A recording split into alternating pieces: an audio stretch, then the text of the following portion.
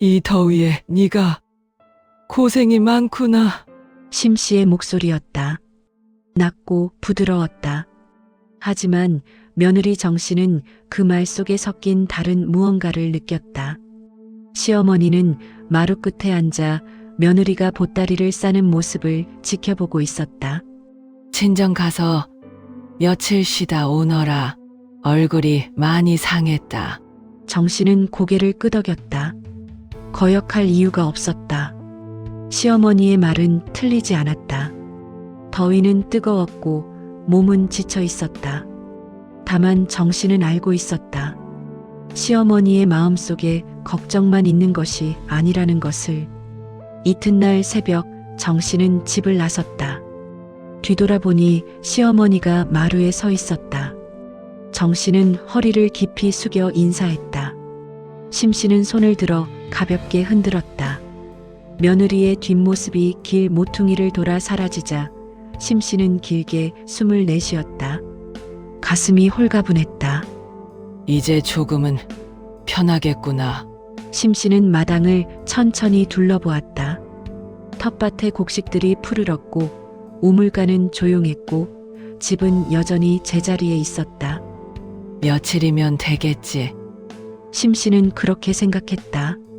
하지만 사흘째 되던 날 마을 우물가에 사람들이 모여들었다.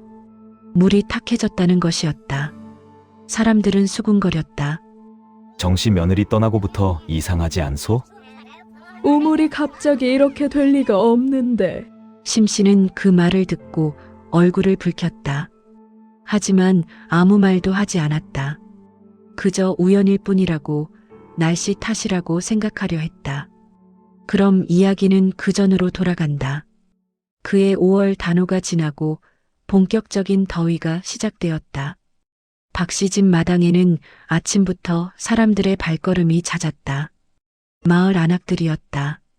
누구는 아이의 열병을 물어보려 왔고, 누구는 텃밭 채소가 자꾸 말라 죽는다며 하소연을 했다. 또 누구는 시댁 식구들과 사이가 좋지 않아 속상하다고 털어놓았다. 며느리 정씨는 그들을 모두 마당 평상에 앉혔다. 그리고 하나하나 이야기를 들었다. 아이 열병에는 어떤 풀을 다려 먹이라고 일러주었고, 채소가 마르는 것은 물 주는 시간을 바꿔보라고 조언했다. 시댁 식구 이야기를 하는 안악에게는 그저 조용히 고개를 끄덕이며 들어주었다. 정시댁 며느리 덕에 우리가 산다니까. 그러게 말이오. 이 댁은 며느리 복이 있어. 안악들은 돌아가며 그런 말을 했다. 정씨는 손사래를 쳤다. 무슨 말씀을요? 제가 아는 게 별것 아닙니다. 아이고, 겸손은. 마을 어른들도 다 댁 며느리 이야기를 하신다니까. 심씨는 쪽마루에 앉아 그 광경을 지켜보고 있었다. 겉으로는 담담한 표정이었지만 속으로는 무언가가 뒤틀리는 것 같았다. 며느리가 잘못한 것은 아니었다. 사람들이 고마워하는 것도 당연했다. 그런데 왜인지 마음이 편치 않았다. 나는 뭐가 되는 건가? 심씨는 그 생각을 떨쳐내려 했다. 하지만 자꾸만 마음 한구석에 걸렸다. 자신은 이 집안을 30년 넘게 지켜왔다. 시집 올 때부터 지금까지 온갖 어려움을 견디며 집안을 일으켜 세웠다. 그런데 3년밖에 안 된 며느리에게 사람들이 더 의지한다는 것이 받아들이기 어려웠다. 오후가 되자 마을 이장 김씨가 찾아왔다. 60이 넘은 노인이었는데 마을에서 가장 존경받는 어른이었다. 김씨는 평상에 앉아 며느리와 한참 이야기를 나누었다. 올해 농사 이야기였다. 언제 모를 내고 언제 김을 매야 하는지. 정씨댁 며느리가 농사철을 잘 읽는다고 소문이 자자하오. 김씨가 웃으며 말했다. 정씨는 얼굴을 붉히며 손을 저었다.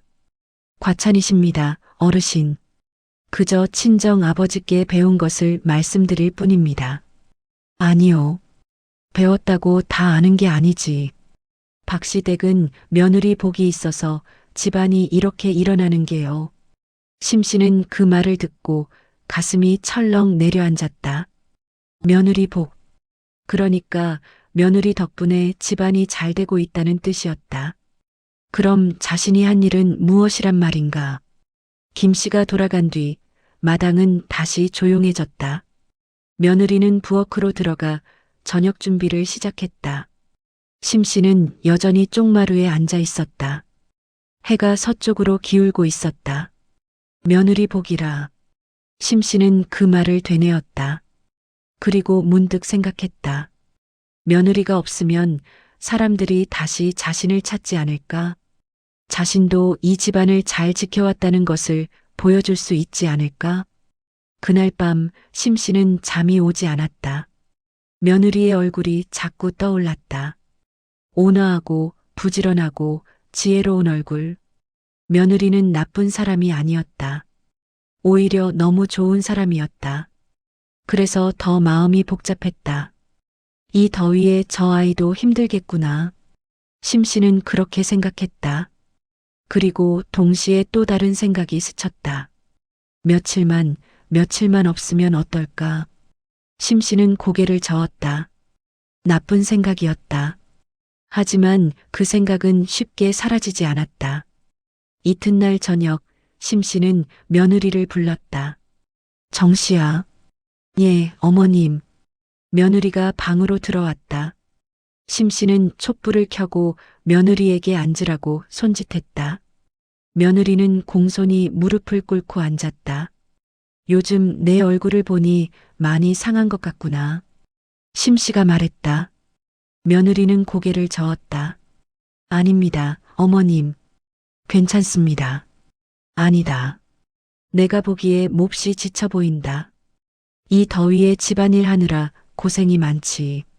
며느리는 아무 말도 하지 않았다. 심 씨는 잠시 뜸을 들이다가 말을 이었다. 친정에 다녀오는 게 어떻겠느냐. 며칠 쉬다 오너라. 산 공기도 쐬고. 며느리는 고개를 들어 시어머니를 바라보았다. 촛불 아래 시어머니의 얼굴은 반쯤 그림자에 가려져 있었다. 며느리는 그 얼굴을 오래 들여다보았다. 걱정도 있구나. 하지만 그것만은 아니구나. 며느리는 시어머니의 마음을 읽을 수 있었다.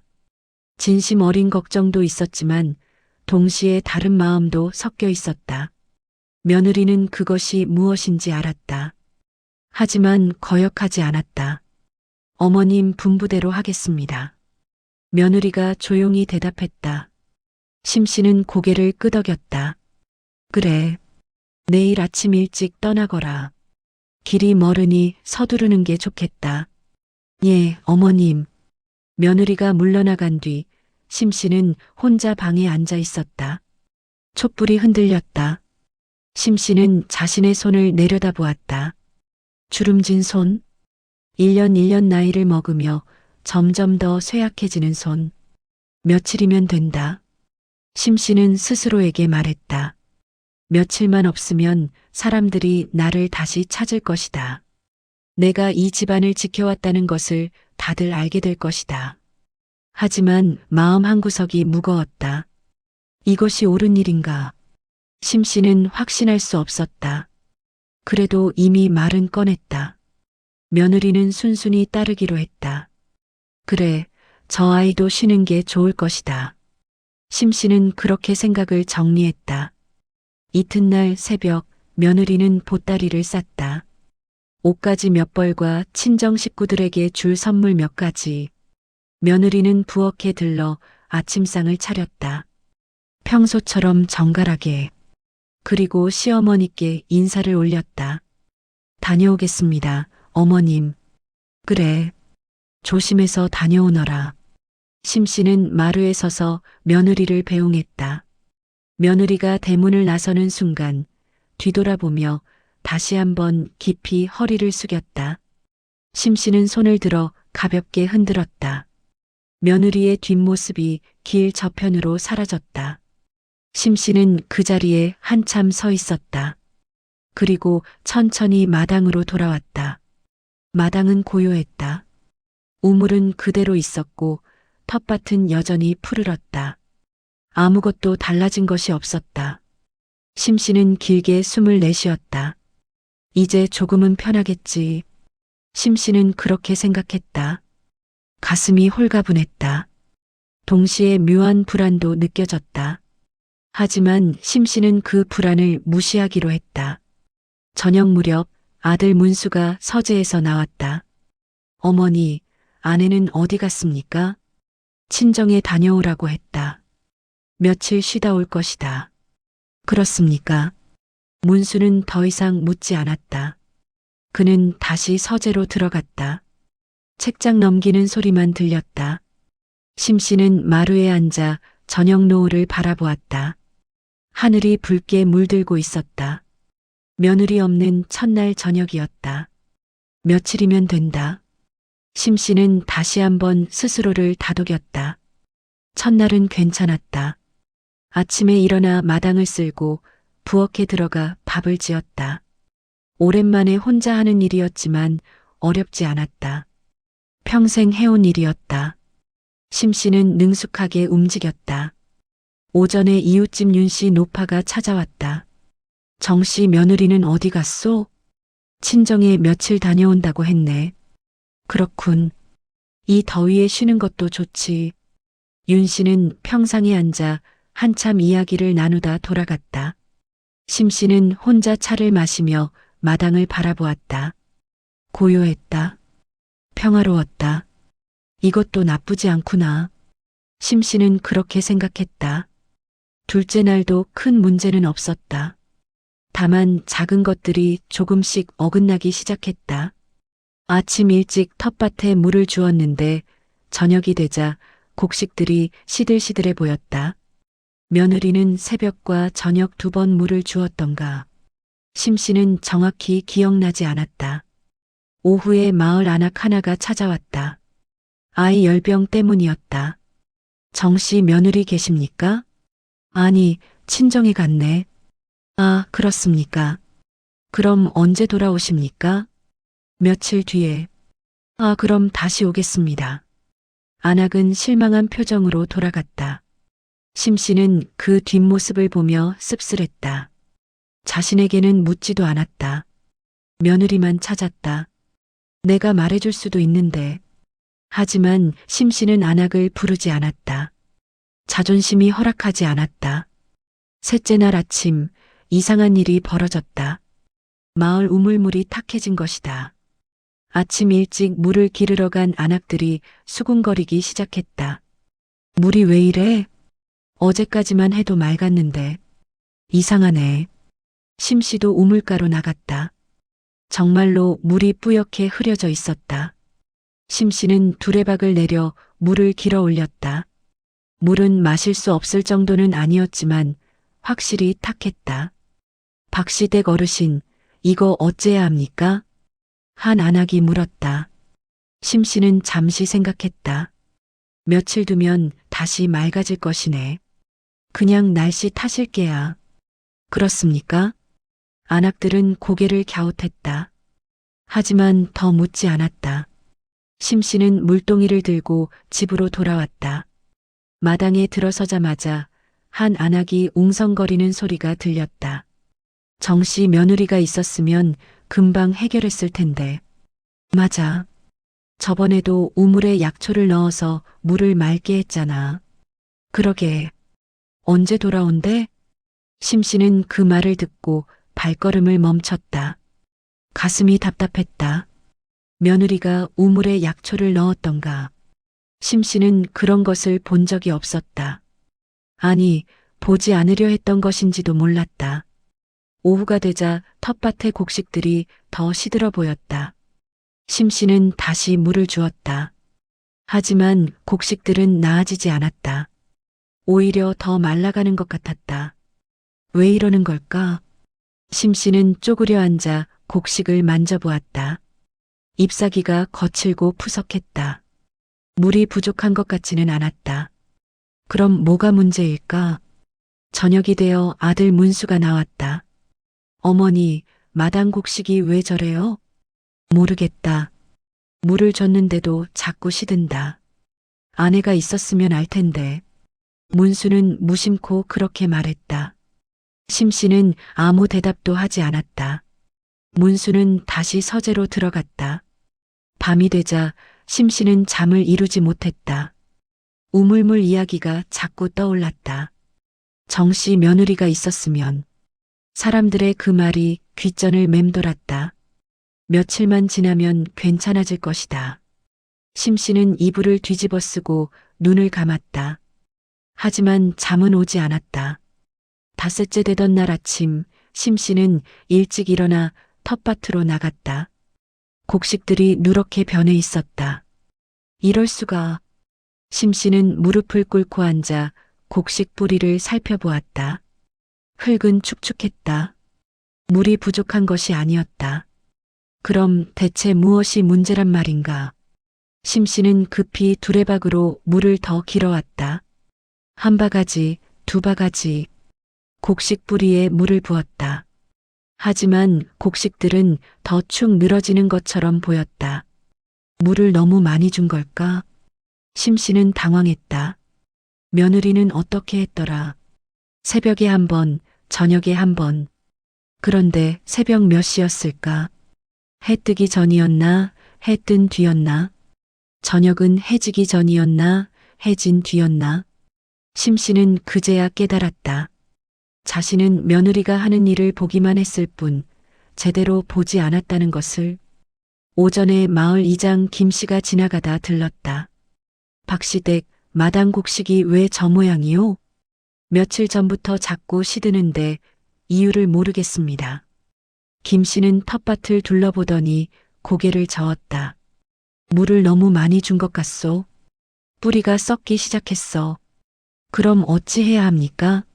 물 주는 것을 멈추고 흙을 좀 파헤쳐서 바람을 쐬게 해야 하오. 그리고 김씨는 말을 멈추고 심씨를 보았다. 정씨 며느리가 있었으면 금방 해결했을 텐데. 언제 돌아오? 심씨는 대답하지 못했다. 김씨는 한숨을 쉬고는 돌아갔다. 심씨는 텃밭 앞에 주저앉았다. 가슴이 답답했다. 며느리, 며느리, 며느리. 모두가 며느리만 찾았다. 자신은 30년을 이 집안을 지켜왔는데 이제는 아무도 자신을 찾지 않았다. 내가 뭘 잘못한 걸까? 심씨는 그 생각이 들자마자 고개를 저었다. 잘못한 것은 없었다. 며느리를 보낸 것도 집안을 지키려 한 것도 잘못이 아니었다. 다만 무언가가 어긋나고 있었다. 오후가 되자 우물가에 또 사람들이 모였다. 물이 더 탁해졌어요. 이거 마셔도 되는 건가? 정씨 며느리한테 물어봐야 하는데. 언제 돌아온대요? 심씨는 우물가에 가지 않았다. 집 안에 있었다. 사람들의 목소리가 담 너머로 들려왔다. 심씨는 귀를 막고 싶었다. 저녁 무렵 이웃집 윤씨 노파가 찾아왔다. 심씨, 괜찮소? 괜찮네. 얼굴이 안 좋아 보이는데. 몸이라도 아픈 거 아니오? 아니네. 그냥 좀 피곤할 뿐이야. 윤 씨는 잠시 말없이 심씨를 바라보다가 조용히 말했다. 며느리를 부르는 게 어떻겠소? 심씨는 고개를 돌렸다. 아직 며칠 안 됐네. 좀 더 쉬게 해야지. 하지만 집안이. 괜찮아. 심씨의 목소리는 단호했다. 윤 씨는 더 이상 말하지 않았다. 차 한 잔을 마시고는 돌아갔다. 밤이 되자 심씨는 혼자 마루에 앉아 있었다. 달이 밝았다. 마당의 곡식들이 달빛 아래 더욱 초라해 보였다. 며느리가 하던 일이 이렇게 많았나? 심씨는 그제야 생각했다. 새벽에 일어나 우물을 정비하고 텃밭에 물을 주고 약초를 캐고 음식을 만들고 마을 사람들을 맞이하고 며느리는 그 모든 일을 조용히 해냈었다. 소리 없이, 티내지 않고. 심씨는 그것을 보지 못했다. 아니, 보지 않으려 했다. 며느리가 받는 칭찬만 들렸고 며느리가 하는 수고는 보이지 않았다. 일주일째 되던 날 아침 심씨는 몸이 무거워 일어날 수 없었다. 열이 났다. 온몸이 으슬으슬 떨렸고 머리가 지끈거렸다. 어머니, 아들 문수가 놀라 달려왔다. 물수건을 가져왔지만 열은 내리지 않았다. 의원을 불러야겠습니다. 아니다. 괜찮다. 하지만 어머니, 그냥 조금 쉬면 될 것이다. 심씨는 눈을 감았다. 며느리가 해주던 차가 생각났다. 어떤 풀을 넣었더라. 박하였던가. 아니면 다른 것. 심씨는 기억나지 않았다. 오후가 되자 마을 사람들이 찾아왔다. 심씨가 아프다는 소문이 퍼진 것이었다. 박시댁 어르신, 괜찮으십니까? 정씨 며느리를 불러야 하는 것 아닙니까? 그래요. 저번에 제 아이 열병도 며느리가 고쳤잖아요. 심씨는 이불을 뒤집어 쓰고 대답하지 않았다. 사람들의 목소리가 멀리서 들려오는 것 같았다. 며느리, 며느리, 며느리. 모두가 며느리를 찾았다. 저녁이 되자 사람들은 돌아갔다. 심씨는 혼자 방에 누워 천장을 바라보았다. 내가 이기려고 한 게 아니었는데. 심씨는 그렇게 중얼거렸다. 그저 사람들이 나를 다시 알아봐 주기를 바랐을 뿐인데. 눈물이 흘렀다. 심씨는 손등으로 눈물을 닦았다. 며느리의 얼굴이 떠올랐다. 온화하고 지혜로운 얼굴.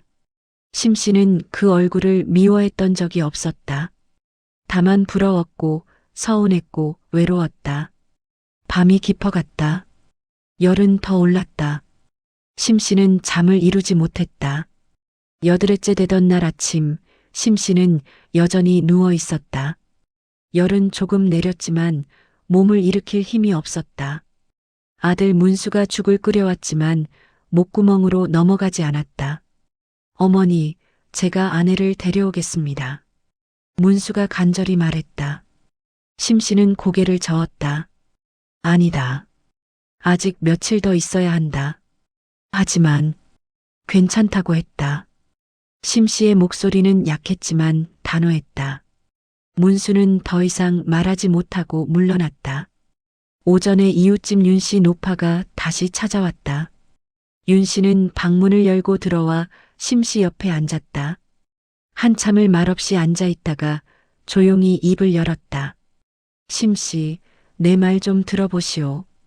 심씨는 천장을 바라본 채 대답하지 않았다. 며느리가 하는 일이 작아 보여도 그것들이 집을 지탱하는 거라오.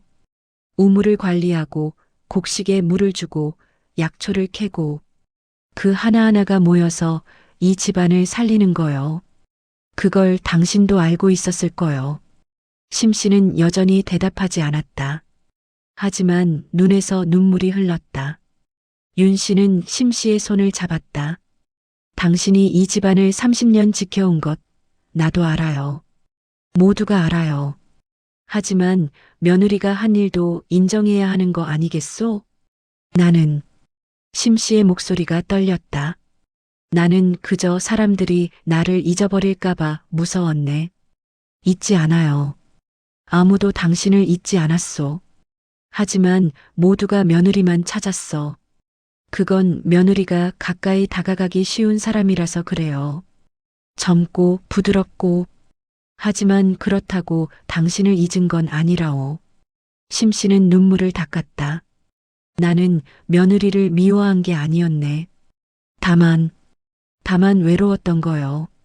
윤 씨가 심씨의 손을 꽉 쥐었다. 며느리도 그걸 알고 있을 거요. 그래서 아무 말 없이 떠났잖소. 당신의 마음을 알고 있었던 거요. 심씨는 처음으로 윤 씨를 바라보았다. 나는 며느리에게 의지하고 있었네. 질투한 게 아니라 의지했던 거야. 그런데 그걸 인정하기가 싫었어. 이제라도 알았으면 됐어요. 윤 씨는 일어서며 말했다. 며느리를 부르시오. 그 아이도 걱정하고 있을 거요. 윤 씨가 나간 뒤 심 씨는 혼자 방에 누워 있었다. 창밖으로 햇살이 들어왔다. 따뜻했다. 심 씨는 눈을 감았다. 며느리가 매일 아침 무얼 했는지 이제야 알겠구나. 심씨는 며느리의 하루를 떠올렸다. 새벽 일찍 일어나 우물가로 가서 물을 길어 올리고 약초 몇 잎을 넣어 물을 맑게 하고 텃밭으로 가서 곡식 상태를 살피고 해 뜨기 전에 물을 주고 부엌으로 들어가 아침을 준비하고 마을 사람들이 찾아오면 웃으며 맞이하고 그 모든 일을 조용히 소리 없이 해냈다. 칭찬받으려고 한 것도 아니었다. 그저 해야 할 일이라고 생각했을 것이다. 나는 그걸 보지 못했구나. 심씨는 자신이 부끄러웠다. 며느리가 받는 칭찬만 보고 며느리가 흘리는 땀은 보지 못했다. 며느리가 쌓는 덕은 보지 못하고 며느리가 받는 복만 질투했다. 오후가 되자 심씨는 몸을 일으켜 앉았다. 열은 거의 내렸다. 심씨는 창문을 열었다. 마당에 곡식들이 보였다. 여전히 시들어 있었다. 며느리를 불러야 하나. 심씨는 생각했다. 하지만 자존심이 허락하지 않았다. 며느리를 보내놓고 이제 와서 부른다는 것이 부끄러웠다. 저녁이 되자 아들 문수가 다시 찾아왔다. 어머니, 제가 내일 아내를 데리러 가겠습니다. 어머니가 허락하지 않으셔도 저는 가야겠습니다. 이 집안이 무너지고 있습니다. 심씨는 아들의 얼굴을 보았다. 걱정으로 가득 찬 얼굴이었다. 어머니 걱정도 있었고 아내 걱정도 있었다. 알았다. 가거라. 심씨가 작은 목소리로 말했다. 문수는 안도의 한숨을 쉬었다. 고맙습니다, 어머니. 문수가 나간 뒤 심씨는 다시 창밖을 바라보았다. 며느리야, 미안하구나. 심씨는 속으로 중얼거렸다. 밤이 되었다. 달이 밝았다. 심씨는 잠들지 못하고 마루에 나와 앉았다. 마당이 달빛에 하얗게 빛났다. 내일 며느리가 돌아오겠지. 심씨는 그렇게 생각했다. 그리고 며느리를 어떻게 맞이해야 할지 고민했다. 사과해야 할까? 고마움을 표해야 할까? 아니면 그냥 조용히 받아들여야 할까? 심씨는 알 수 없었다. 다만 한 가지는 확실했다. 이제는 며느리를 다르게 보게 될 것이라는 것. 며느리가 하는 일을 제대로 볼 것이라는 것. 그날 밤 심씨는 오랜만에 깊이 잠들었다. 열흘째 되던 날 새벽. 동쪽 하늘이 막 밝아오기 시작할 무렵 박씨 집 대문 앞에 사람 그림자 하나가 섰다. 며느리 정씨였다. 정씨는 보따리를 어깨에 메고 대문을 바라보았다. 대문은 굳게 닫혀 있었다. 집안은 고요했다. 아직 아무도 깨어나지 않은 시간이었다. 정씨는 잠시 망설였다. 아무도 부르지 않았다. 시어머니도 남편도 그냥 돌아온 것이었다. 친정 어머니는 말렸다. 며칠 더 있다 가거라. 내 얼굴이 이제 좀 펴졌다. 하지만 정씨는 고개를 저었다. 어머니, 저 가봐야겠어요. 시댁에서 부르지도 않았는데 그래도요. 때가 된 것 같아요. 친정 어머니는 더 이상 말리지 않았다. 딸의 마음을 알았기 때문이었다. 정씨는 어제 아침 일찍 친정을 나섰다. 하루 종일 걸어, 밤새 걸어, 새벽에 도착했다. 다리는 아팠지만 마음은 급했다. 시어머님은 어떠실까? 집안은 괜찮을까? 정씨는 대문에 손을 댔다. 천천히 밀었다. 대문이 삐걱거리며 열렸다. 마당에 들어서자 곡식들이 보였다. 누렇게 시든 채로 있었다. 정씨는 가슴이 철렁 내려앉았다. 우물가로 갔다. 물을 떠보니 탁했다. 역시 정씨는 한숨을 쉬었다. 예상했던 일이었다. 시어머니가 혼자 이 모든 것을 관리하기는 어려웠을 것이다. 정씨는 부엌으로 들어갔다. 조용히 불을 지폈다. 부싯돌을 치는 소리가 새벽 공기를 가르며 울렸다. 불이 붙자 정씨는 솥에 물을 올렸다. 죽을 쑤기 시작했다. 쌀을 씻고 물을 붓고 천천히 저었다. 익숙한 동작이었다. 정 씨의 손은 자연스럽게 움직였다. 죽이 끓는 동안 정 씨는 마당으로 나갔다. 우물가에서 약초 주머니를 꺼냈다. 항상 몸에 지니고 다니던 것이었다. 박하인 몇 개를 꺼내 우물에 넣었다. 물이 천천히 맑아지기 시작했다. 텃밭으로 갔다. 곡식 뿌리를 살폈다. 물을 너무 많이 받았다. 흙을 조금 파헤쳐 바람을 쐬게 했다. 그리고 조용히 중얼거렸다. 미안하구나. 내가 없는 동안 고생이 많았지. 해가 떠오르기 시작했다. 하늘이 붉게 물들었다. 정 씨는 부엌으로 돌아가 죽을 그릇에 담았다. 그리고 시어머니 방으로 갔다. 문 앞에 섰다. 잠시 망설이다가 조용히 문을 두드렸다. 안에서 인기척이 들렸다. 이불 소리, 그리고 기침 소리. 누구냐? 시어머니의 목소리였다. 약하고 쉰 목소리. 저입니다, 어머님. 정씨입니다. 잠시 침묵이 흘렀다. 그리고 놀란 목소리가 들렸다. 정씨야? 내가 왜? 들어가도 되겠습니까? 들어오너라. 정씨는 문을 열고 들어갔다. 시어머니 심씨는 이불을 반쯤 덮은 채 앉아 있었다.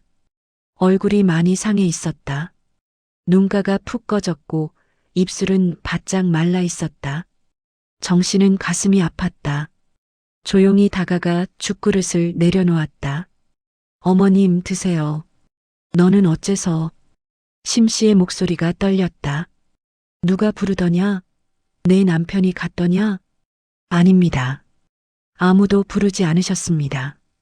그럼 어째서? 정씨는 조용히 미소 지었다. 그냥 때가 된 것 같아서요. 심씨는 며느리를 바라보았다. 며느리의 얼굴은 평온했다. 원망도 없었고 섭섭함도 없었다. 그저 담담하고 온화했다. 나는, 심씨의 목소리가 흔들렸다. 나는 너를 잘못 보냈구나. 아니에요, 어머님. 정씨가 고개를 저었다. 친정에 다녀온 것 좋았습니다. 어머니도 뵙고 동생들도 만났습니다. 어머님이 보내주신 덕분입니다. 하지만 어머님도 힘드셨을 거예요. 혼자 집안을 돌보시느라. 심씨는 더 이상 말을 잇지 못했다. 눈물이 흘렀다. 며느리는 조용히 시어머니 옆에 앉았다. 제가 어머님 마음을 더 헤아렸어야 했어요. 아니다. 내가 잘못 생각했다. 심씨는 며느리의 손을 잡았다. 너를 질투한 게 아니었다. 나는 내게 의지하고 있었구나. 그걸 인정하기가 싫었어. 며느리는 시어머니의 손을 꽉 쥐었다. 어머님이 계셔서 제가 있는 겁니다. 무슨 소리냐? 내가 이 집을 지탱하고 있었잖느냐? 아닙니다. 어머님이 30년 쌓으신 것 위에 제가 있는 겁니다. 제가 하는 일은 작은 것들이에요. 어머님이 만드신 토대 위에서 작은 것들을 더할 뿐입니다. 심씨는 며느리를 꽉 안았다. 며느리도 시어머니를 안았다. 두 사람은 한참을 그렇게 있었다. 밖에서 닭이 울었다. 완전히 날이 밝았다. 심씨는 며느리를 놓으며 눈물을 닦았다. 고맙다, 정씨야. 아닙니다, 어머님. 이제 죽이 식겠구나. 얼른 먹어야지. 두 사람은 함께 웃었다. 심씨는 며느리가 쏘아온 죽을 떠먹었다. 따뜻했고 부드러웠다. 맛있구나. 천천히 드세요, 어머님. 창밖으로 아침 햇살이 들어왔다. 마당에는 새들이 지저귀기 시작했다. 며느리가 돌아온 뒤 박씨 집에는 다시 생기가 돌았다. 정씨는 먼저 우물을 정비했다. 탁한 물을 모두 퍼내고 우물벽을 깨끗이 닦았다. 그리고 약초를 넣어 물을 맑게 했다. 나흘쯤 지나자 우물물은 다시 맑아졌다. 마을 사람들이 하나둘 찾아왔다. 정씨 며느리 돌아왔구먼. 우물물이 맑아졌어요. 역시 며느리가 있어야 해. 정씨는 웃으며 사람들을 맞았다. 하지만 이번에는 조금 달랐다. 시어머님께서도 많이 애쓰셨어요. 제가 없는 동안 혼자 집안을 다 돌보셨으니까요. 그렇지. 박시댁 어르신도 고생 많으셨지. 사람들의 시선이 쪽마루로 향했다. 심씨가 앉아 있었다. 예전처럼 멀리서 지켜보는 것이 아니라 조금 더 가까이 나와 있었다. 어르신, 몸은 좀 어떠십니까? 나아졌네. 며느리 덕분이야. 심씨가 대답했다. 며느리가 돌아온 뒤로 심씨의 열병도 가라앉았다. 며느리가 다려준 차를 마시고 며느리가 끓여준 죽을 먹으니 기운이 돌아왔다. 텃밭의 곡식들도 다시 살아났다. 정씨는 물을 너무 많이 받은 곡식들의 뿌리를 정성껏 보살폈다. 흙을 갈아주고 거름을 주고 새벽과 저녁 적당한 시간에 물을 주었다. 며칠 지나자 곡식들은 다시 푸른빛을 되찾았다. 심씨는 며느리가 일하는 모습을 지켜보았다. 이번에는 제대로 보았다. 며느리가 새벽 일찍 일어나 우물가로 가는 모습, 해 뜨기 전에 텃밭에 물을 주는 모습, 곡식 하나하나를 살피며 상태를 확인하는 모습, 부엌에서 조용히 음식을 만드는 모습, 그 모든 것이 작은 일 같았지만 그 작은 것들이 모여 집안을 지탱하고 있었다. 어느 날 오후 심씨는 며느리에게 물었다. 정씨야, 물은 언제 주는 게 좋으냐? 며느리는 놀라 시어머니를 바라보았다. 시어머니가 이런 것을 물어본 적이 없었다. 새벽 해 뜨기 전에 한 번 주고요. 저녁 해 진 뒤에 한 번 더 줍니다. 그 시간에는 물이 증발하지 않아서 뿌리가 잘 흡수해요. 그렇구나. 낮에 주면 안 되는 거냐? 낮에는 햇빛이 강해서 물이 금방 증발하고 잎에 물방울이 맺히면 햇빛에 타버릴 수 있어요. 그랬구나. 심씨는 고개를 끄덕였다. 며느리는 조심스럽게 물었다. 제가 가르쳐 드릴까요? 그래 주겠느냐?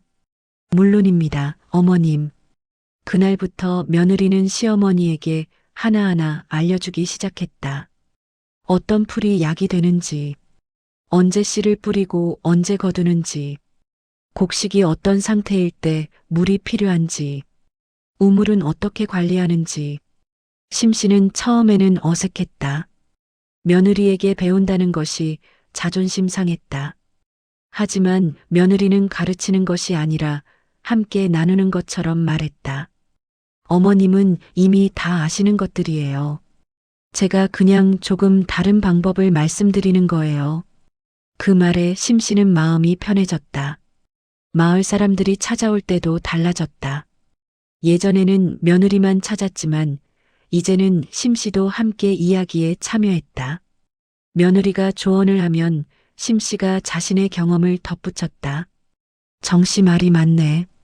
나도 젊었을 때 그렇게 해봤는데 효과가 좋았어. 역시 박시댁은 어른과 며느리가 함께 계셔서 좋습니다. 사람들의 말에 심씨는 기분이 좋았다. 며느리를 인정하는 것이 자신을 부정하는 것이 아니라는 걸 깨달았다. 오히려 함께 있을 때 더 큰 힘이 된다는 것을 알았다. 어느 날 저녁 식사를 마친 뒤 심씨는 며느리에게 말했다. 정씨야, 고맙다. 무슨 말씀이세요, 어머님? 내가 평생 이 집을 지켰다고 생각했는데 지킨 게 아니라 지켜지고 있었구나. 며느리는 고개를 저었다. 어머님이 계셔서 이 집이 있는 겁니다. 저는 그저 어머님을 돕는 거예요. 아니다. 내가 없으니 집이 아니더라. 심씨는 며느리의 손을 잡았다. 너는 이 집의 기둥이야. 나는 이제 그걸 인정한다. 며느리의 눈에 눈물이 맺혔다. 어머님, 울지 마라. 내가 울면 나도 울겠다. 두 사람은 함께 웃었다. 창밖으로 저녁 노을이 지고 있었다. 마당의 곡식들은 다시 푸르렀고 우물은 맑았고 집은 평화로웠다. 며칠이 지났다. 박씨 집은 완전히 제자리를 찾았다. 텃밭의 곡식들은 무성하게 자랐고 우물은 언제나 맑았다. 마을 사람들의 발걸음도 예전처럼 이어졌다. 어느 오후 이웃집 윤씨 노파가 심씨를 찾아왔다. 두 사람은 쪽마루에 나란히 앉아 마당을 바라보았다. 며느리 정씨가 텃밭에서 일하고 있었다. 마을 아낙 한 명이 찾아와 며느리와 이야기를 나누고 있었다. 집안이 다시 살아났구먼. 윤씨가 말했다. 심씨는 고개를 끄덕였다. 그러게 말이야. 며느리가 돌아온 뒤로 당신 얼굴도 많이 펴졌어.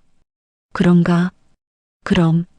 예전에는 늘 뭔가 걱정스러운 표정이었는데 이제는 편안해 보여. 심씨는 며느리를 바라보았다. 며느리는 웃으며 마을 안악의 이야기를 듣고 있었다. 그 모습이 평화로워 보였다. 며느리 복이 있다고들 하더군. 윤씨가 웃으며 말했다. 심씨는 고개를 저었다. 며느리 복이 아니야. 그럼 며느리 덕이지. 심씨가 조용히 말했다. 복은 하늘이 주는 거지만 덕은 사람이 쌓는 거 아니겠나? 우리 며느리는 덕을 쌓는 사람이야. 윤씨는 심씨를 보며 빙그레 웃었다. 이제야 제대로 보는구먼. 늦었지. 늦지 않았어. 지금이라도 알았으면 된 거야. 두 사람은 잠시 말없이 마당을 바라보았다. 마을 안악이 인사를 하고 돌아갔다. 며느리는 텃밭에 물을 주기 시작했다. 해가 서쪽으로 기울고 있었다. 저녁 물 주는 시간이었다. 심씨는 자리에서 일어났다. 어디 가려고? 저것 봐라. 며느리 혼자 하고 있잖아.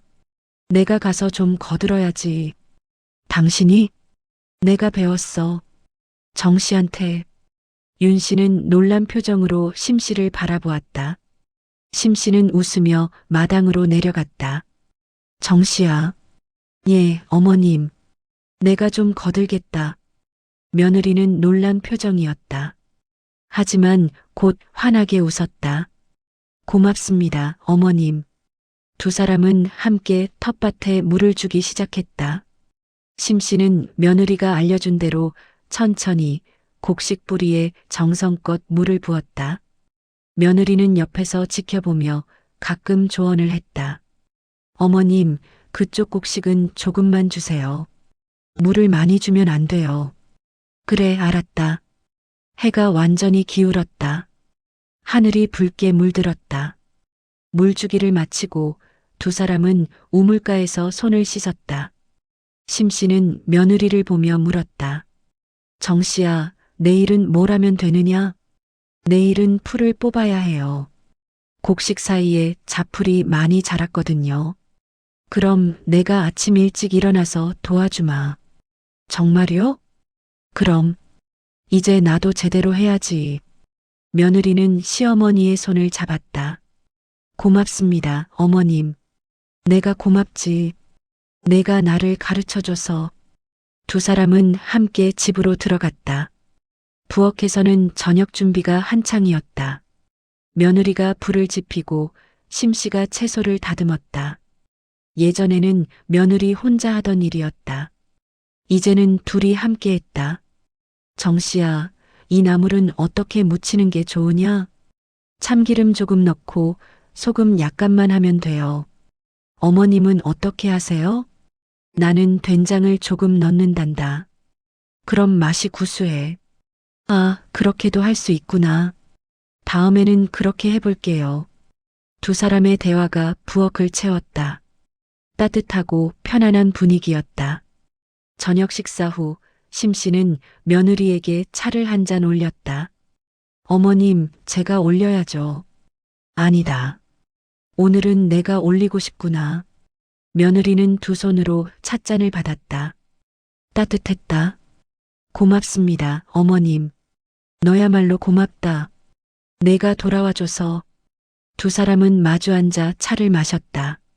창밖으로 달이 떠올랐다. 밝고 환한 달이었다. 며느리는 마당을 바라보며 조용히 말했다. 어머님, 내일 아침 일찍 일어나실 수 있으세요? 그럼 내가 먼저 일어날 거야. 저랑 같이 우물 정비해요. 제가 어떻게 하는지 보여드릴게요. 좋다. 같이 하자. 심 씨는 며느리의 손을 꽉 쥐었다. 며느리도 시어머니의 손을 꽉 쥐었다. 밤이 깊어갔다. 박 씨 집은 고요했다. 하지만 그 고요함은 예전과 달랐다. 예전의 고요함은 어색함이었지만 지금의 고요함은 평화였다. 마당 한쪽에서는 귀뚜라미가 울었다. 텃밭의 곡식들은 밤바람에 살랑거렸다. 우물은 달빛을 머금고 있었다. 그리고 집 안에서는 두 여인이 나란히 앉아 내일을 이야기하고 있었다. 함께 일할 내일을, 함께 지켜갈 집을 이야기하고 있었다.